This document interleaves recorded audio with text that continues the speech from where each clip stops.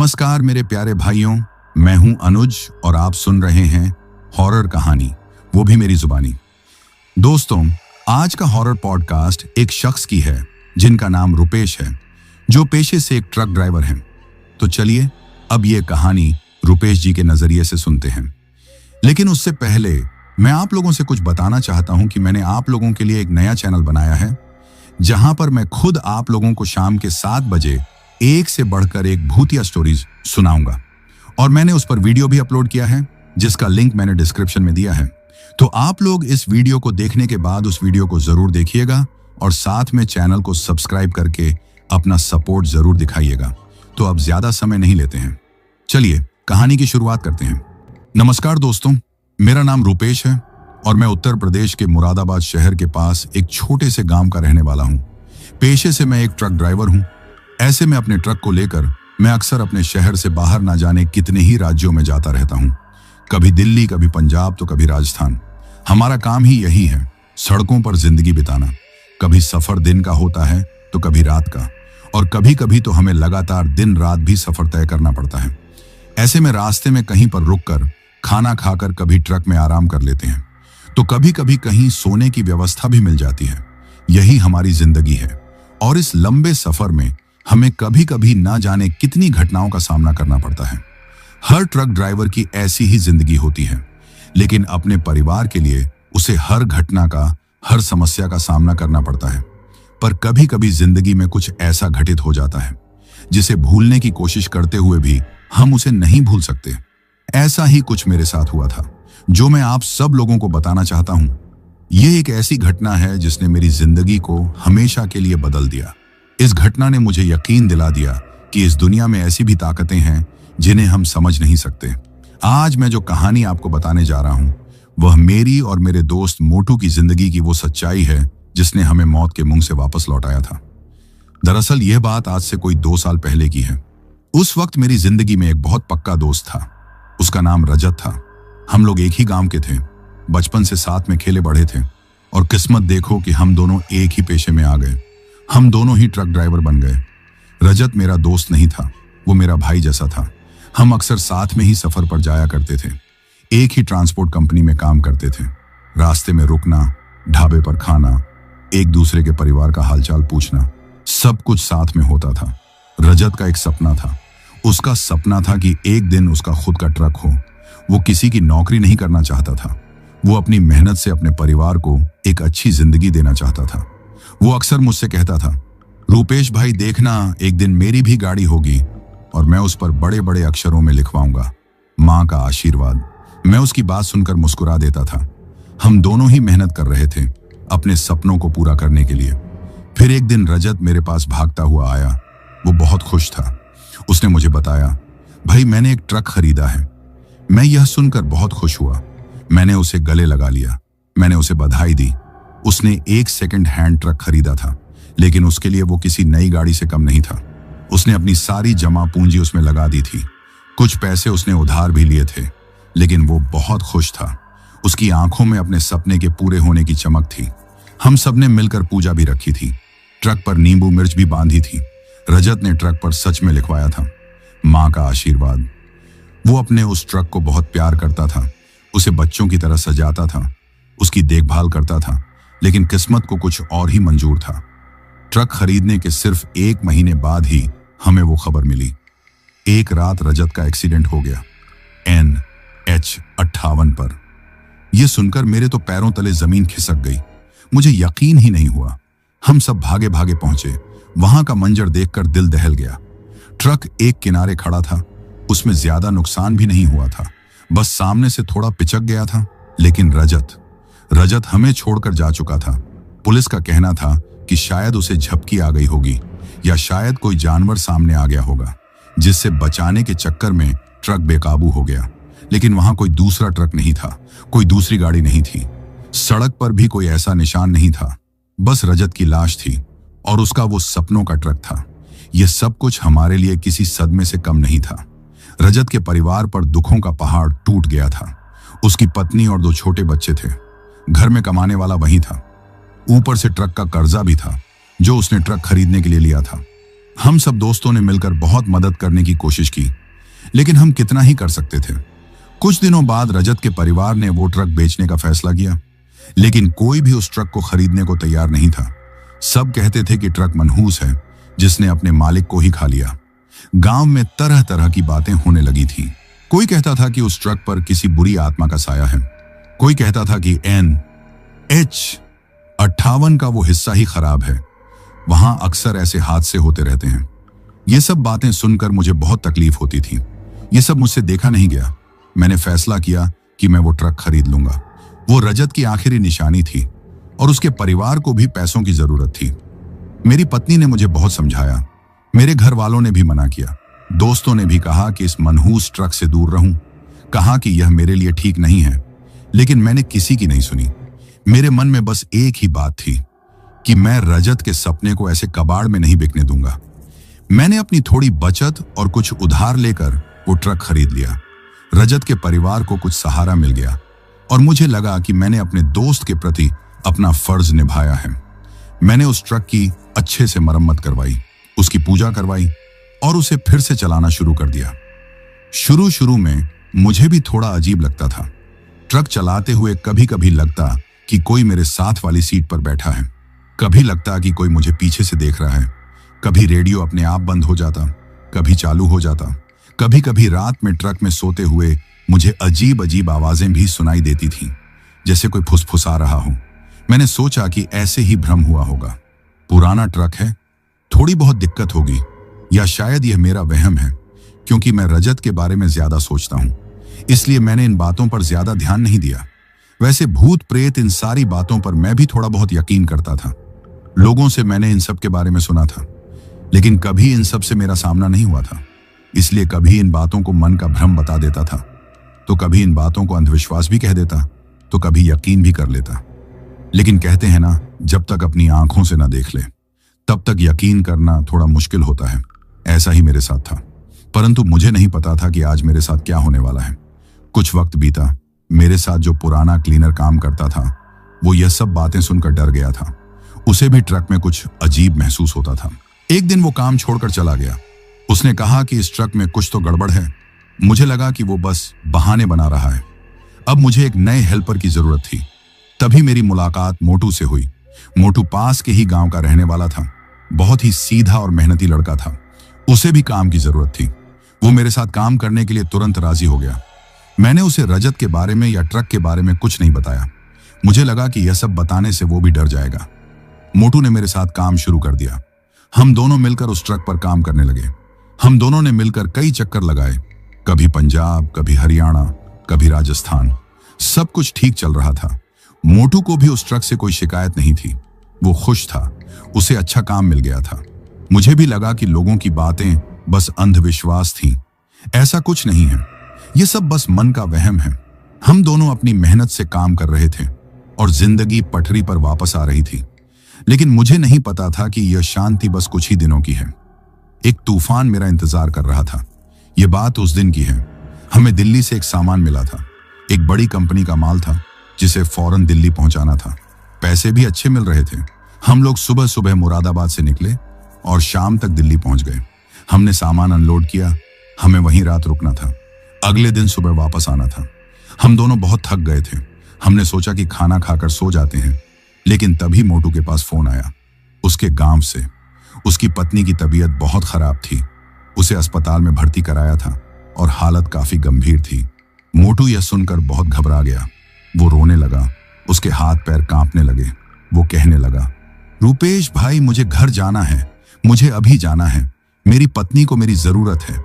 मैंने उसे समझाने की कोशिश की कि रात में सफर ठीक नहीं है, हम सुबह सुबह निकल चलेंगे, लेकिन वो एक ही रट लगाए हुए था कि उसे अपनी पत्नी के पास जाना है।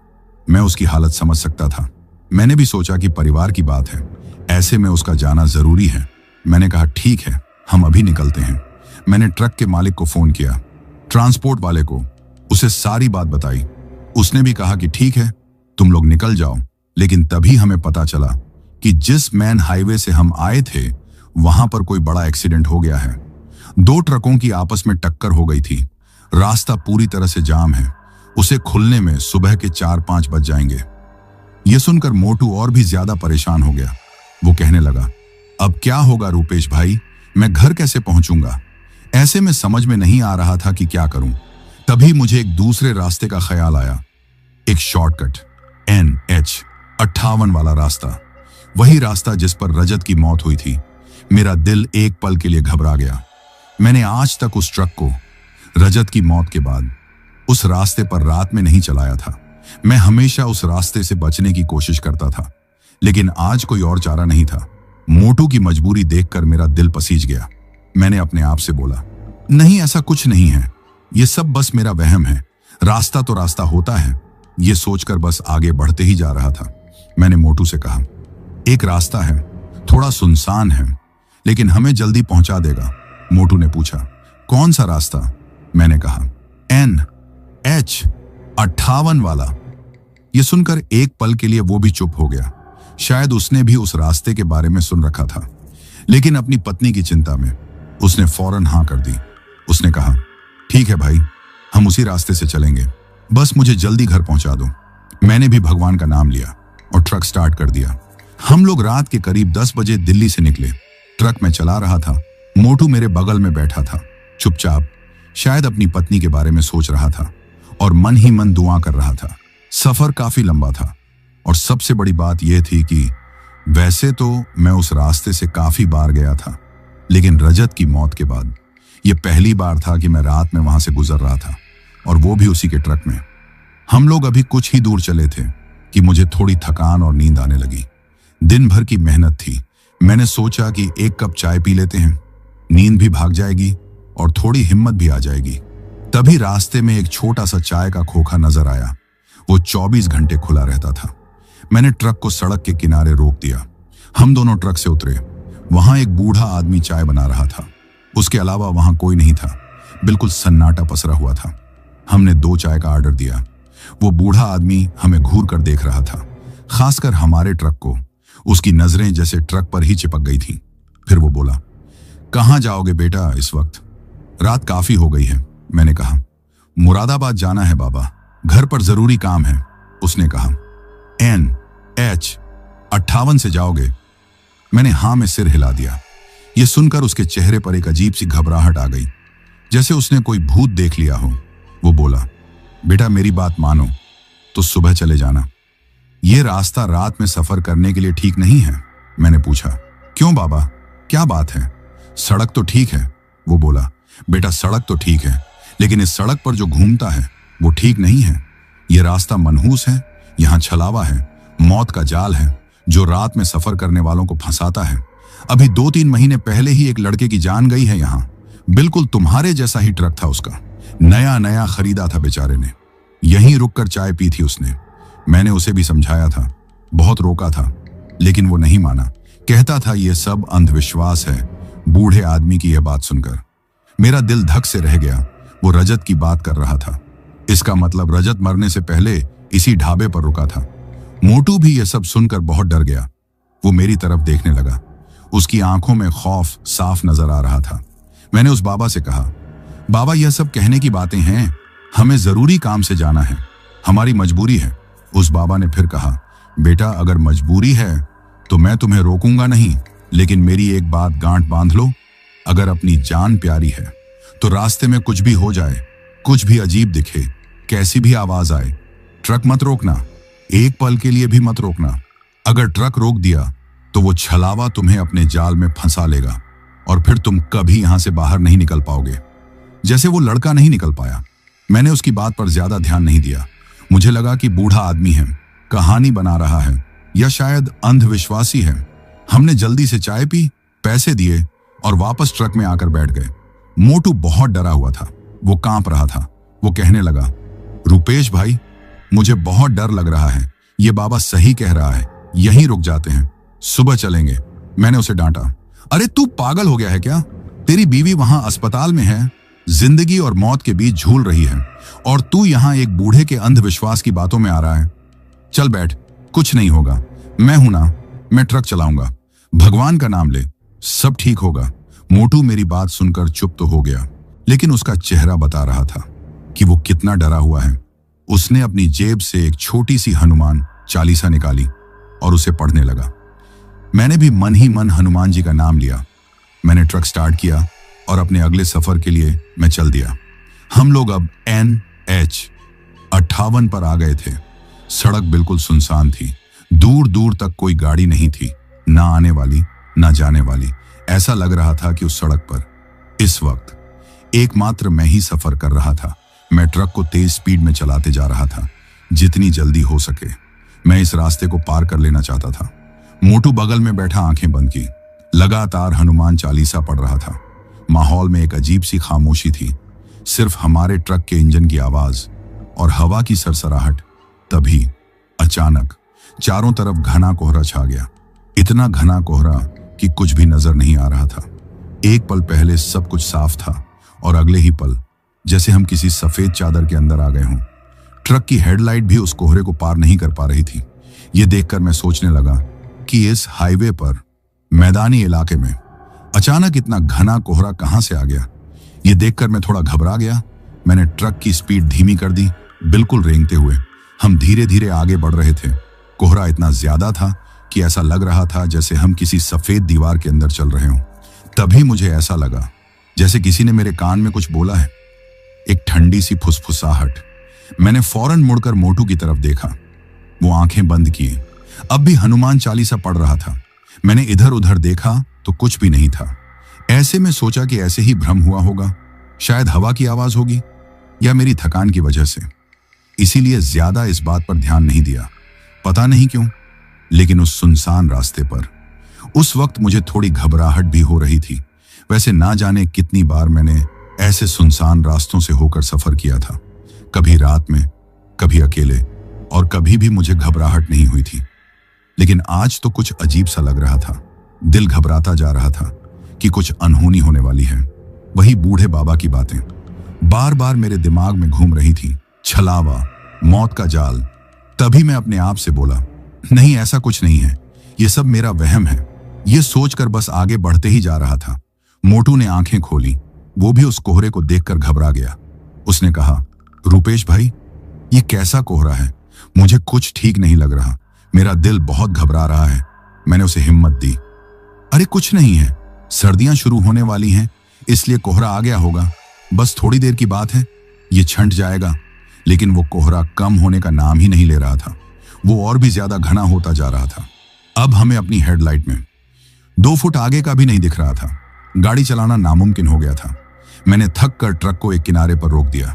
मैंने मोटू से कहा, यार कुछ दिख नहीं रहा है, ऐसे में आगे बढ़ना खतरे से खाली नहीं है, कहीं कोई हादसा ना हो जाए। मोटू भी मेरी बात से सहमत हो गया। उसने कहा, हाँ भाई, रुक जाते हैं, जब कोहरा थोड़ा कम होगा तब चलेंगे। हम दोनों ट्रक में बैठे उस कोहरे के कम होने का इंतजार करने लगे।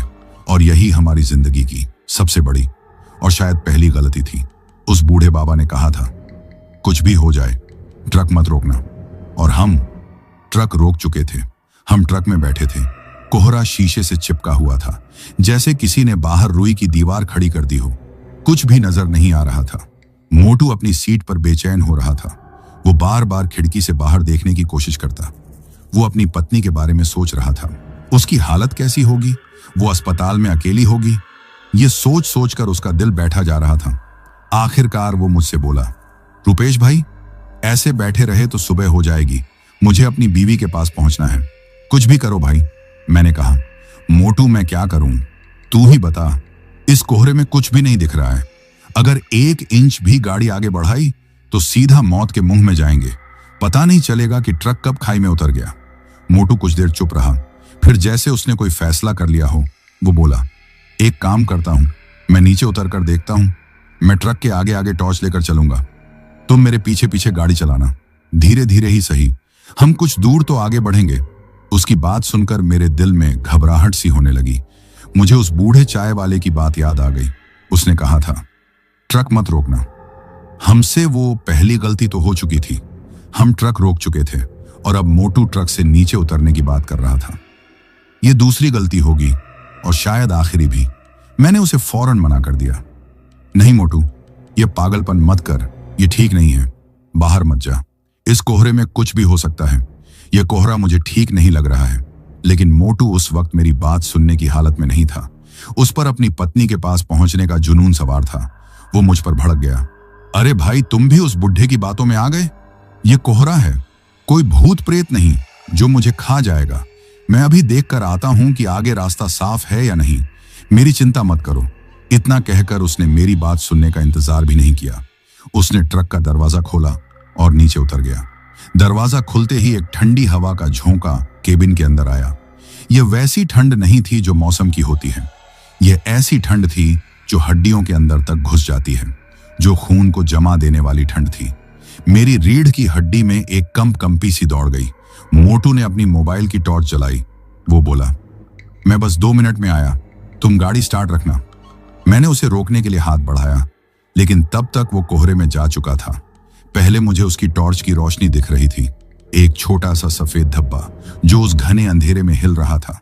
फिर वो धब्बा भी धुंधला होने लगा और फिर वो कोहरे में पूरी तरह गायब हो गया, जैसे उस सफेद सन्नाटे ने उसे निगल लिया हो। मैं ड्राइवर सीट पर बैठा इंतजार करने लगा। मेरा दिल बहुत घबरा रहा था। 1 मिनट बीता, 2 मिनट बीत गए, 5 मिनट गुजर गए, लेकिन मोटू वापस नहीं आया, ना ही उसकी कोई आवाज आई। अब मुझे सच में डर लगने लगा था। मेरा दिल जोर जोर से धड़कने लगा, जैसे वो छाती तोड़कर बाहर आ जाएगा। मैंने ट्रक का हॉर्न बजाया पूरी ताकत से, एक लंबी तेज आवाज। लेकिन मुझे यह सुनकर बड़ी हैरानी हुई। हॉर्न की आवाज ऐसी लग रही थी जैसे किसी ने उसका गला दबा दिया हो। बहुत दबी हुई, मरी हुई सी आवाज, जैसे वो कोहरा सिर्फ रोशनी को ही नहीं बल्कि आवाज को भी खा रहा था। मैंने ट्रक का शीशा नीचे किया और बाहर मुंह निकालकर चिल्लाया, मोटू, ओ मोटू, कहां है तू भाई? जवाब दे। लेकिन मेरी अपनी आवाज मुझे बहुत अजीब लगी। वो मुझसे दूर जा ही नहीं रही थी। ऐसा लग रहा था जैसे मैं अपने ही कानों में फुसफुसा रहा हूं। बाहर सन्नाटा था, एकदम मौत जैसा सन्नाटा। ना झींगुर की आवाज, ना दूर से आती किसी गाड़ी की आवाज, ना हवा की सरसराहट, कुछ भी नहीं। बस वो घना सफेद कोहरा था और मैं था। मेरी घबराहट अब खौफ में बदल चुकी थी। अब मैं और बर्दाश्त नहीं कर सकता था। मेरा दोस्त, मेरा भाई उस कोहरे में खो गया था। मैंने ट्रक का इंजन बंद नहीं किया। मैंने बस दरवाजा खोला और नीचे कूद गया। नीचे उतरते ही उस ठंड ने मुझे जकड़ लिया। मैंने अपनी जेब से मोबाइल निकाला, टॉर्च जलाई, लेकिन वो टॉर्च कोहरे में 2 कदम भी नहीं जा पा रही थी। बस मेरे पैरों के पास एक छोटा सा रोशनी का गोला बन गया था। मैंने फिर से चिल्लाया, मोटू, मोटू, जवाब दे भाई, कहां है तू? कोई जवाब नहीं। मैं घबरा गया। मैं उस दिशा में भागा जिस दिशा में मोटू गया था, ट्रक के बिल्कुल सामने। मैं बस 4-5 कदम ही भागा हूंगा और मुझे यह भयानक एहसास हुआ कि मैं खो गया हूं। मैंने घबरा कर पीछे मुड़कर देखा। मेरा ट्रक, जिसकी हेडलाइट जल रही थी, वो भी अब कोहरे में धुंधला दिखने लगा था। बस रोशनी के 2 पीले धब्बे लग रहे थे जो किसी भी पल गायब हो सकते थे। मैं डर गया। अगर मैं ट्रक से दूर चला गया तो वापस कैसे लौटूंगा? और मोटू, वो तो मुझसे भी आगे निकल गया था, वो कैसे वापस आएगा? मेरे दिमाग में उस बूढ़े चाय वाले की बातें घूमने लगी। छलावा, मौत का जाल, क्या यह वही जाल था जिसने पहले रजत को फंसाया था और अब हमारी बारी थी? ये सोचकर मेरी रूह कांप गई। एक पल के लिए मेरे मन में आया कि मोटू को छोड़ो, पहले अपनी जान बचानी जरूरी है। मैं वापस ट्रक में भाग जाऊं, लेकिन अगले ही पल मुझे शर्म आई। मैं अपने दोस्त को, अपने भाई को ऐसे मौत के मुंह में कैसे छोड़ सकता था? लेकिन मेरा डर मेरी दोस्ती पर हावी हो रहा था। मैंने फैसला किया, मैं वापस ट्रक में जाऊंगा, वही सुरक्षित है। शायद मोटू खुद ही रास्ता ढूंढता हुआ वापस आ जाए, या शायद वो ट्रक की लाइट देखकर लौट आए। ये सोचकर मैं तेजी से पलटा और अपने ट्रक की तरफ भागा। वो 2 पीले धब्बे वही मेरा इकलौता सहारा थे। मैं भागता हुआ ट्रक के पास पहुंचा। मैंने झटके से दरवाजा खोला और केबिन के अंदर कूद गया। मैंने फौरन दरवाजा बंद किया और उसे अंदर से लॉक कर दिया। मेरी सांसें किसी धावक की तरह तेज चल रही थीं। मैं पसीने से भीग गया था। मैंने शीशे से बाहर देखा, वही सफेद सन्नाटा और खामोशी। मोटू का कोई अता पता नहीं था। मैं अभी अपनी सांसें काबू में करने की कोशिश ही कर रहा था कि तभी मुझे वो दिखाई दिया। कोहरे के बहुत अंदर से 2 तेज हेडलाइट्स वो हमारी तरफ आ रही थी, बहुत तेजी से। कोई दूसरा ट्रक था और वो सीधा हमारी लेन में था। वो हमारी तरफ ही आ रहा था। मेरे होश उड़ गए। वो हमसे टकराने वाला था बस कुछ ही पलों में मैंने फौरन हॉर्न पर हाथ रखा। मैं उसे पागलों की तरह बजाता रहा।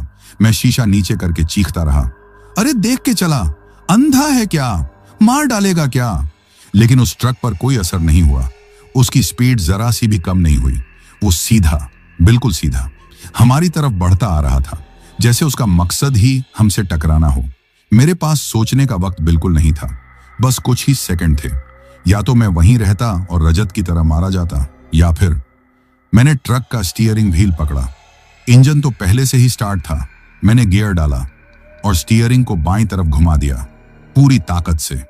ट्रक सड़क से नीचे उतर गया। कच्ची जमीन पर एक जोरदार झटका लगा। मेरा सिर सामने डैशबोर्ड से टकराते टकराते बचा। ट्रक बुरी तरह से हिचकोले खाने लगा और तभी वो ट्रक, वो भूतिया ट्रक तेज रफ्तार से मेरे पास से गुजरा, बिल्कुल मेरे बगल से, इतना करीब कि मुझे लगा कि वो मेरे ट्रक को छूकर निकला है। हवा का एक तेज झोंका आया और वो ट्रक कोहरे में आगे निकल गया, बिना कोई आवाज की। ना उसके इंजन की कोई आवाज आई, ना उसके हॉर्न की, और ना ही उसकी कोई पिछली लाइट थी। वो बस एक साए की तरह आया और एक साए की तरह चला गया। मेरा ट्रक सड़क के किनारे कच्ची जमीन पर एक पेड़ से टकराने से कुछ इंच पहले ही रुक गया। मैं स्टीयरिंग व्हील पर अपना माथा टेक कर हाँफने लगा। मैं जिंदा था, मैं बाल बाल बचा था। अगर एक सेकंड की भी देरी हो जाती तो आज मेरा भी हाल रजत जैसा ही होता। मैं डर के मारे कांप रहा था। तभी ट्रक के शीशे पर किसी ने जोर से हाथ मारा। मैं डर के मारे उछल पड़ा। मेरा दिल जैसे हलक में आ गया। मैंने घबराते हुए बाहर देखा। शीशे के उस पार मोटू खड़ा था। वो मुझे घूर रहा था। उसका चेहरा गुस्से से लाल हो रहा था। मैंने कांपते हाथों से दरवाजा खोला। दरवाजा खुलते ही वो मुझ पर चिल्लाया, ये क्या पागलपन है रूपेश? क्या कर रहा था तू? पागल हो गया है क्या? मैं बस 2 कदम ही आगे गया था, कोहरा देखने के लिए। तूने ये गाड़ी सड़क से नीचे क्यों उतार दी? हम मर जाते अभी। अगर ये पेड़ ना होता तो हम खाई में होते। उसकी बात सुनकर मैं हैरान रह गया। मैं हकलाते हुए बोला, तू पागल है। तूने वो ट्रक नहीं देखा? वो हमें कुचलने वाला था। मैं गाड़ी नीचे नहीं उतारता तो हम दोनों अभी जिंदा नहीं होते। मोटू ने मेरी तरफ हैरानी से देखा, जैसे मैं कोई पागल हूं या नशे में हूं। वो बोला, कौन सा ट्रक? कैसा ट्रक? यहां कोई नहीं है रूपेश भाई। मैं पिछले 5 मिनट से वहीं खड़ा था, सड़क पर। दूर दूर तक कोई गाड़ी नहीं आई, ना कोई आवाज आई। यहां मेरे और तुम्हारे सिवा कोई नहीं है। सिर्फ तुमने ये ट्रक यहां खाई में उतार दिया। उसकी बात सुनकर मेरे पैरों तले जमीन खिसक गई। वो कह रहा है कि वहां कोई ट्रक नहीं था। तो फिर वो क्या था जिसे मैंने अपनी आंखों से देखा, जिससे मैं टकराने वाला था? क्या वो मेरा वहम था? नहीं, वो वहम नहीं हो सकता। वो बिल्कुल असली था। मैंने मोटू से कहा, तू झूठ बोल रहा है, या तूने देखा नहीं? वहां एक ट्रक था, बहुत तेज रफ्तार में। मोटू ने कहा, भाई शायद तुम थक गए हो, तुम्हारी आंख लग गई होगी, तुम्हें कोई बुरा सपना आया होगा। यहां कोई ट्रक नहीं था। चलो अब इस गाड़ी को वापस सड़क पर चढ़ाओ, मुझे जल्दी घर जाना है। मैं चुप हो गया। मैं उससे क्या बहस करता? वो मेरी बात पर यकीन नहीं कर रहा था। और शायद वो सही कह रहा हो। शायद मैं ही पागल हो रहा हूं। शायद यह सब रजत के ट्रक का असर है। लेकिन मेरा दिल कह रहा था कि जो मैंने देखा वो सपना नहीं था, वो छलावा था, उस बूढ़े बाबा का छलावा।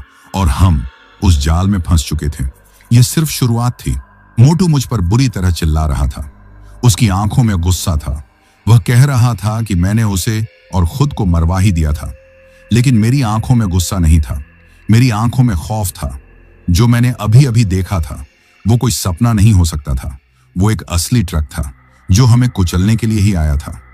मैंने मोटू को समझाने की कोशिश की। मैंने कहा, मोटू तूने नहीं देखा, लेकिन मैंने देखा। वो एक ट्रक था, बिना लाइट के, बिना आवाज के। वो सीधा हमारी तरफ आ रहा था। मोटू ने मेरी बात पर यकीन नहीं किया। उसे लगा कि शायद मैं थक गया हूं, या शायद मैं उस बूढ़े चाय वाले की बातों से डर गया हूं। उसने कहा, रूपेश भाई तुमने जरूर कोई सपना देखा है।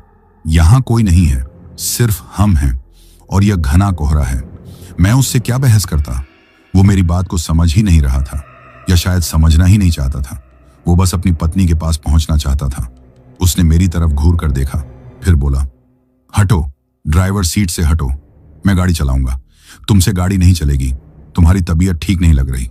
मैं भी उस वक्त उस हालत में नहीं था कि उससे बहस करता। मेरा शरीर अभी तक कांप रहा था, मेरे हाथ पैर ठंडे पड़ गए थे। मैंने चुपचाप अपनी सीट छोड़ दी और मैं बगल वाली सीट पर आकर बैठ गया।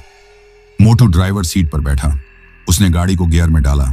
ट्रक बुरी तरह से सड़क के नीचे कच्ची जमीन पर फंसा हुआ था। मोटू ने रेस दी, ट्रक के पहिए वहीं की वहीं घूमने लगे, मिट्टी और धुआं उड़ने लगा।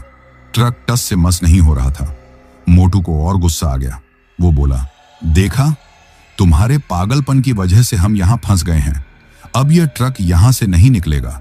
मेरा दिल और जोर से धड़कने लगा। क्या हम सच में यहां फंस गए हैं?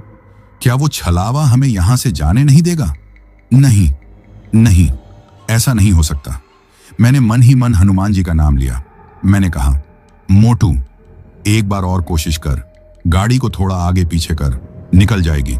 मोटू ने मेरी तरफ गुस्से से देखा, फिर उसने वही किया। उसने ट्रक को कई बार आगे पीछे किया, बड़ी मुश्किल से। लगभग 10 मिनट की मेहनत के बाद ट्रक वापस सड़क पर आया। हम दोनों ने राहत की सांस ली। मोटू ने ट्रक को आगे बढ़ाया। कोहरा अब भी उतना ही घना था, बिल्कुल सफेद दीवार जैसा।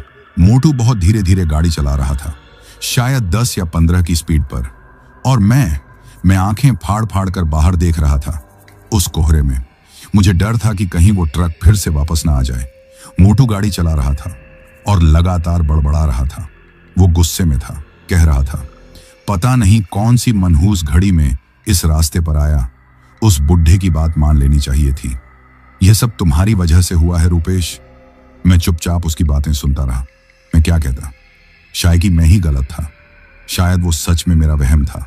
तभी अचानक मोटू ने पूरी ताकत से ब्रेक मारे। ट्रक एक जोरदार झटके के साथ रुक गया, इतनी जोर से कि मेरा सिर सामने शीशे से टकरा गया।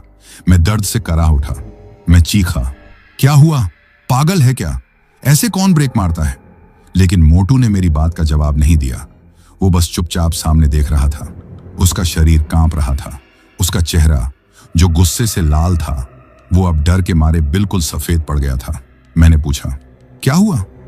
बोलता क्यों नहीं? मोटू ने अपनी कांपती हुई उंगली से सामने की तरफ इशारा किया।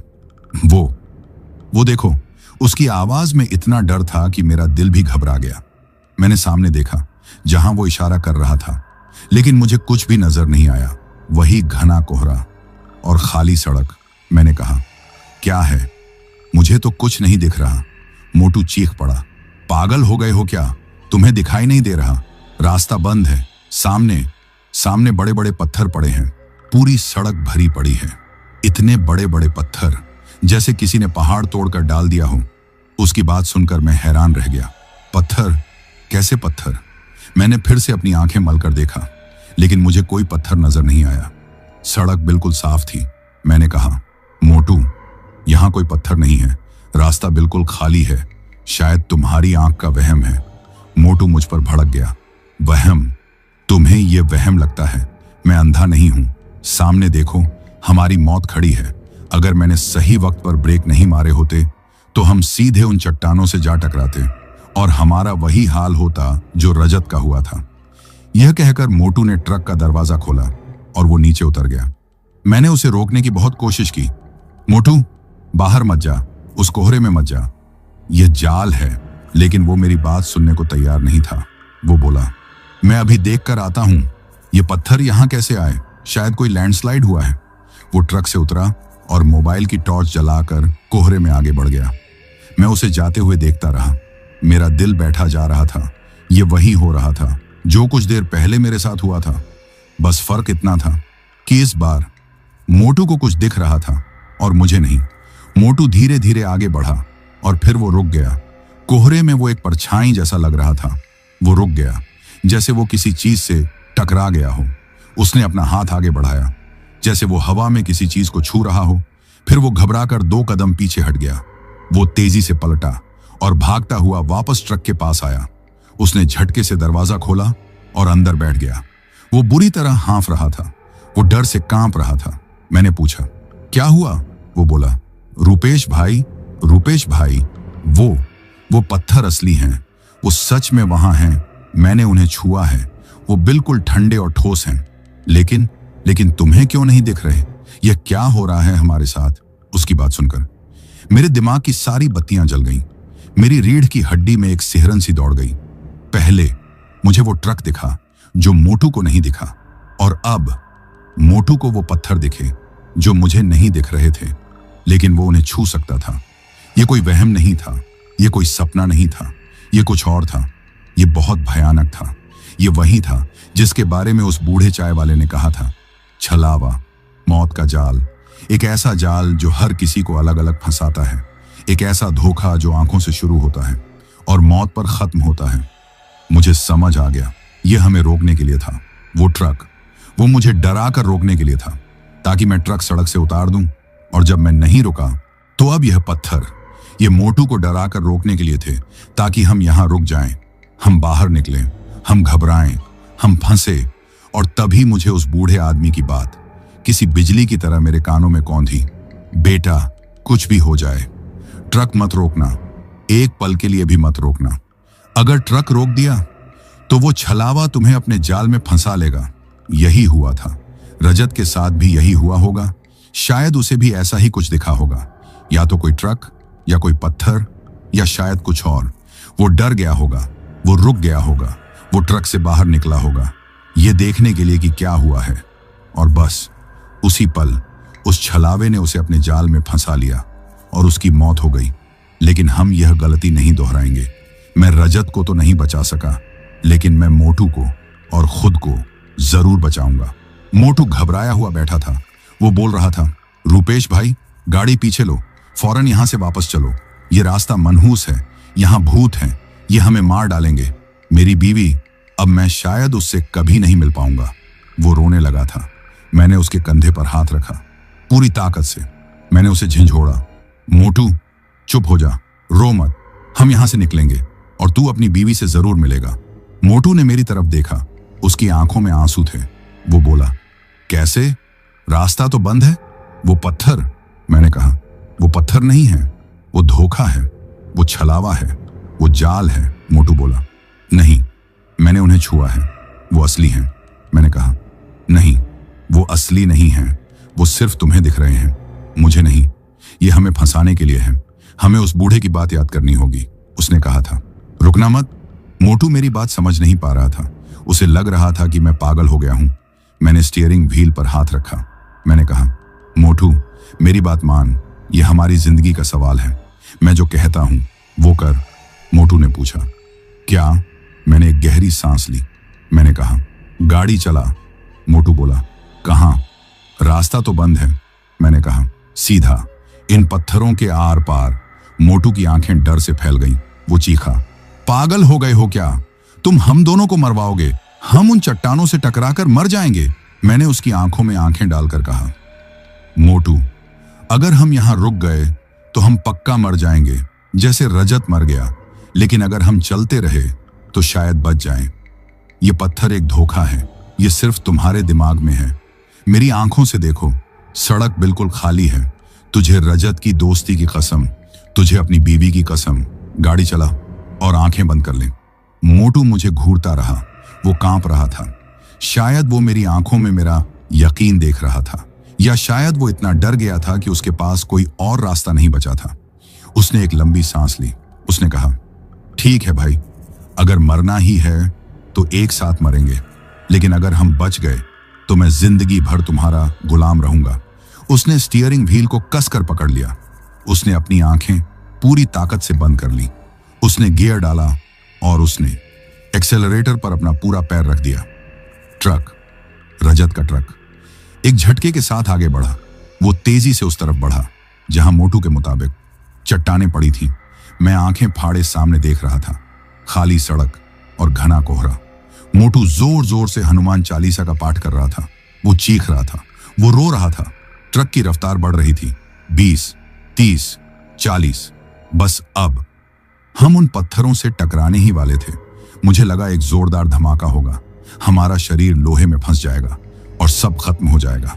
और फिर कुछ नहीं हुआ, बिल्कुल कुछ नहीं। ना कोई टक्कर, ना कोई आवाज, ना कोई झटका।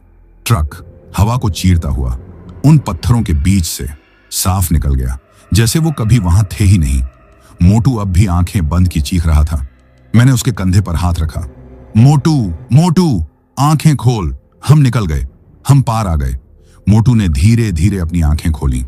उसने घबरा कर ट्रक के साइड मिरर में पीछे देखा। वहां कुछ नहीं था। सड़क बिल्कुल खाली थी। वो पत्थर, वो चट्टानें सब गायब हो चुकी थी, जैसे वो कभी थी ही नहीं। मोटू ने ट्रक को सड़क के किनारे रोक दिया। वो स्टीयरिंग व्हील पर अपना सिर रखकर फूट फूट कर रोने लगा। वो बच्चों की तरह सिसक रहा था। मैं भी अपनी सीट पर बैठा कांप रहा था। हम बच गए थे, हम सच में बच गए थे। हम उस मौत के जाल से, उस छलावे से बाहर आ गए थे।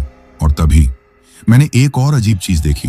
वो घना कोहरा जो हमें मिनटों से परेशान कर रहा था, वो अब छंटने लगा था, इतनी तेजी से जैसे कोई किसी पर्दे को हटा रहा हो।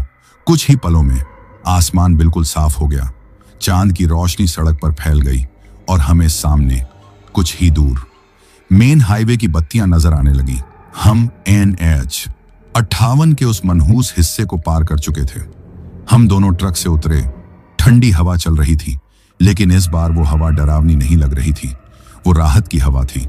मोटू मेरे गले लगकर रोने लगा। वो बस एक ही बात कह रहा था, रूपेश भाई, तुमने आज मुझे बचा लिया, तुमने मुझे नया जीवन दिया है। मैंने उसकी पीठ थपथपाई। मैंने कहा, मैंने नहीं, हनुमान जी ने बचाया है। और शायद रजत की दुआ ने हमें बचाया है। वो नहीं चाहता होगा कि जो उसके साथ हुआ वो उसके दोस्तों के साथ भी हो। उस रात के बाद मोटू ने मेरे साथ काम छोड़ दिया। वो वापस अपने गांव चला गया। उसकी पत्नी भी ठीक हो गई थी। वो आज खेती बाड़ी करता है। वो कहता है, रूपेश भाई, पैसे कम हैं लेकिन सुकून बहुत है। वो उस रात को कभी नहीं भूल पाया। और मैं भी उस रात को नहीं भूल पाया।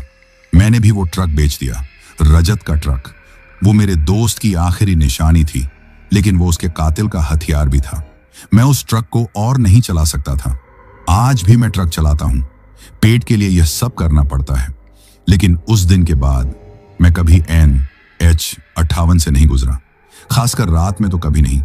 लोग कहते हैं कि वो बस एक सड़क है, लेकिन मैं जानता हूं वहां कुछ है जो आपका इंतजार करता है, आपके रुकने का इंतजार। उस बूढ़े आदमी ने सही कहा था।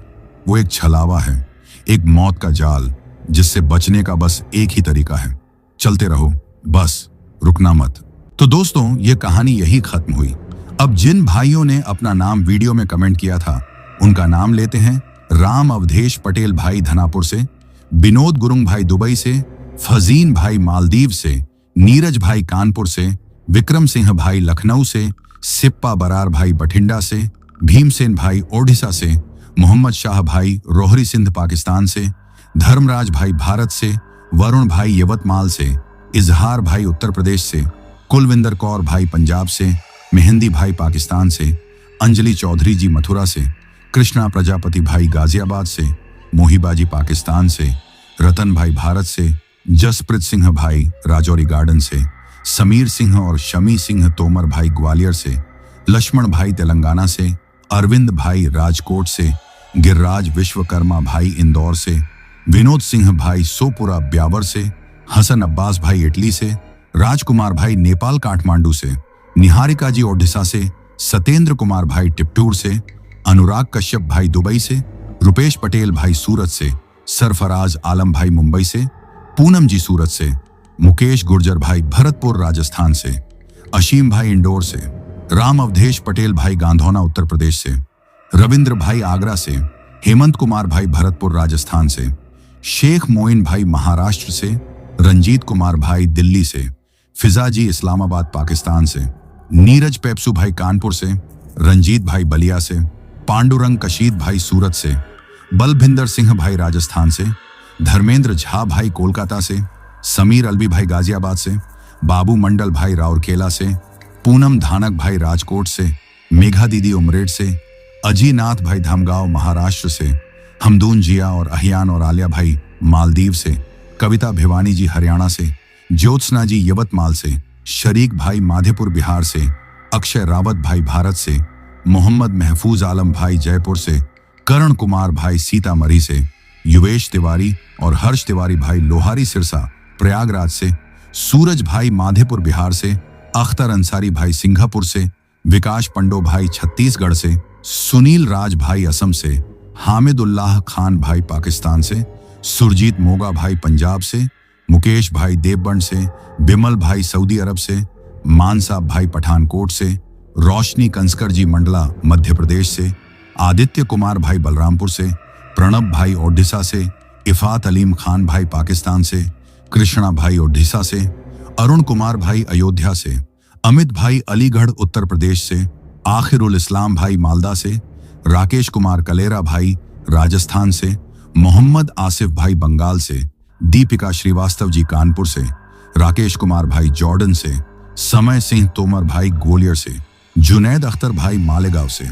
बादल कुमार भाई बिहार से, वाजिद तबस्सुम भाई लाहौर पाकिस्तान से, सनी गिल भाई लुधियाना पंजाब से, सरोज भाई कतर से, मोहन भाई झारखंड से, पूनम जी जमशेदपुर झारखंड से, अनिल चौहान भाई बिहार से, नजीर अली भाई संभालगांव खासपुर से, सफीक भाई सऊदी अरब से, आयुष बसफोर भाई गोलाघाट से, शिवम शर्मा भाई इंडिया से, प्रीत कौर भाई कतर से, प्रकाश चौहान भाई गुजरात से, रितेश कुमार सिंह भाई गुजरात से, सुनील सेठी भाई ओडिशा से, सतीश खरे भाई भिलाई छत्तीसगढ़ से, बसौला मनीष भाई सिडनी से, संदीप थापा भाई नेपाल से, कुश चौधरी भाई बिहार से, रोशनी और प्रदीप भाई बंगलोर से, कुंदन कुमार राय भाई असम से, जिनेश भाई मलेशिया से, पूर्ण चंद मालोत्रा भाई राजस्थान से, परवेज खान भाई गोरखपुर से, दीपिका श्रीवास्तव भाई कानपुर से, लुकमन अंसारी भाई साहसवान से, करण कुमार भाई दिल्ली से, जाहिर खान भाई धौलपुर से, तौसीफ खान भाई मध्य प्रदेश से, सपना शर्मा अमन शर्मा रुदर शर्मा दिल्ली से, दीपक भोयर भाई अर्जुनली गांव से, दीपक जाट भाई पानीपत हरियाणा से, विपुल भाई गया बिहार से, राणू गिरी दुबई से, अमर घोरपड़े भाई महाराष्ट्र से, दिके शुक्ला भाई खलीलाबाद से, रिंकू भाई इंडिया से, सुखदेव भाई फरीदाबाद से, सुस्मिता चक्रवर्ती भाई कोलकाता से। और जिन भाइयों ने अपना नाम कमेंट किया है लेकिन उनका नाम वीडियो में नहीं लिया गया है, तो भाइयों आप लोग टेंशन ना ले, आप लोगों का नाम अगली वीडियो में जरूर लिया जाएगा। और अगर आप लोग भी चाहते हैं कि आपका नाम वीडियो में लिया जाए तो अपना नाम और अपने शहर का नाम वीडियो में कमेंट करें। अगर आपको यह कहानी पसंद आई हो तो वीडियो को लाइक और चैनल को सब्सक्राइब करें ताकि और भी डरावनी कहानियां आप तक पहुंच सकें। कहानी को अंत तक सुनने के लिए दिल से धन्यवाद दोस्तों। आज के लिए बस इतना ही, मिलते हैं जल्द ही कुछ नई कहानियों के साथ। तब तक के लिए अपना ध्यान रखिए।